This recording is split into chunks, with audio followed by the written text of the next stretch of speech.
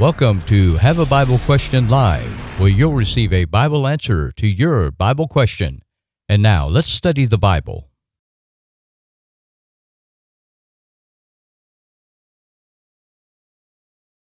All right.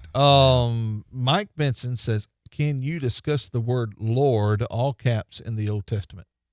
Oh, in the Old Testament. All right. All right. That is intriguing there. Jeff, you were shaking your head. Yes. You want us to kick this one off? Right. Well, yeah, it's my understanding when it's used in all caps, you have it in capital and the rest lowercase, and I believe that is the Hebrew word Adonai. Correct me if I'm wrong, Troy. I'm looking at it right now, and that's where I was going to go. Yeah. You don't see the other word until you get to Exodus. Right, and I believe it is actually the word Yahweh, or we pronounce it Jehovah. And I guess the difference between them is one is a reference to deity or God himself, and the other one is used in other ways.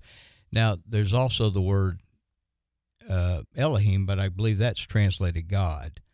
But it's used in a general sense as well as a reference to deity, depending on the context. Go ahead, Troy. You can. Yes, that's exactly right. Okay. And I do want to clarify one thing with that is okay.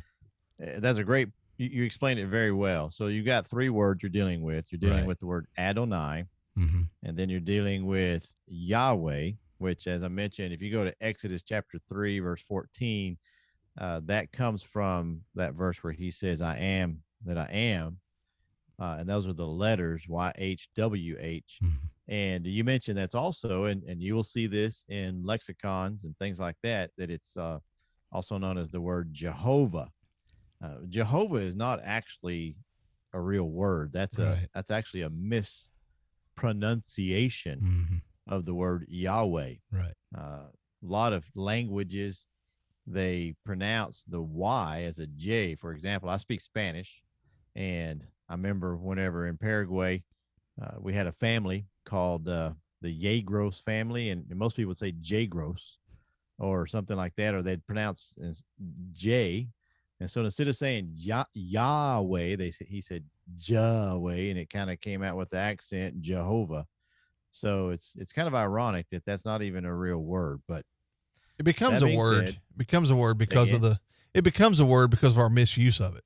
Yeah, that's right. That's right. And the only reason I bring that up, I'd really like for people to know the difference and the fact that Yahweh is the more proper name if you want to give him a proper name. And I agree with you. I want to throw one thing in there real quick. Go ahead. I was sitting in a Bible study not long ago, and this guy, I mean, he makes a big to-do over how wrong it is to say Jehovah. Jehovah, you're just wrong. You don't know what you're talking about.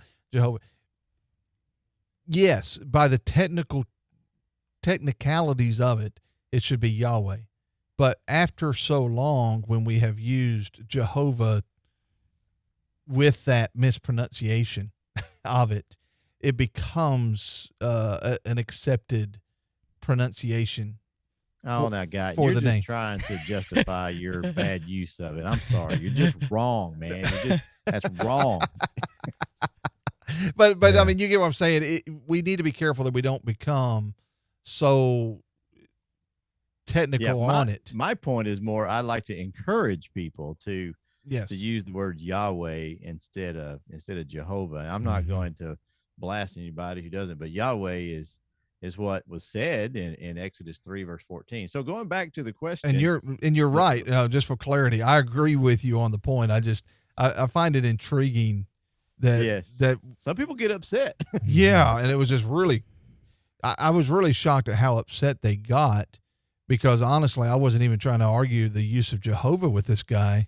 He just had made this great issue that he was bringing up, condemning people, and like, I'm not going to condemn people over that. I mean, it's become a cultural norm, and I'm not going to, sit here and create this dividing line there. But anyway, go ahead. So part of the reason also why capital letters are used in there is to create a differentiation. This comes from an old Jewish practice and belief I believe the Masoretes were some of those who did this as well, that they believed God's name was so holy that they wouldn't write it, that they wouldn't even speak it. And in fact, that's why we don't actually know what God's name is. We know those letters, YHWH, which comes from I am that I am there in Exodus 3, verse 14, but we don't actually know what the vowels are in between, because for centuries the Jews never would write his name down. And the original Hebrew, did not have vowels, which is interesting because if you, they knew what they were. Yeah, they knew what they were, but it would be left out of. And David Warren, who is our professor of biblical research here, and if you go and you see, he knows Aramaic, he knows Hebrew, he knows Greek and French and German and Latin. He is a linguist, and he was actually on the phone. I think it was last week, talking with me. I had some Hebrew questions. I had to call him and ask him because I'm not a Hebrew guy. And he was trying to explain to me. He said, well, that's the challenge of the Hebrew language, is that you don't have the vowels. Did I get that right? Yeah. The vowels weren't there. There are some later additions that would add the vowels, but it could, and I can't remember the words he was using, but he was naming these words. And he says, but to the Hebrews, it wasn't confusing because they were just so used to it that they knew exactly what that combination of letters were, even though you don't have the vowels there. Oh yeah, we can even do that today with the English. If you were to write out a sentence and take out all the vowels, you could still read that sentence just because you know what the vowels are.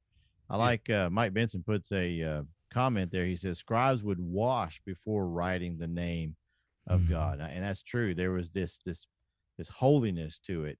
So that's why some of the translators of these versions that we have in English have adopted that reverence for God's name, and so therefore they put it in capital letters. They'll also do things like capitalize the word spirit, capitalize the word son, in reference to Christ, and lots of other things like that. But those words that you mentioned, Jeff, that is a fascinating and wonderful study, and a beneficial study that many people should do.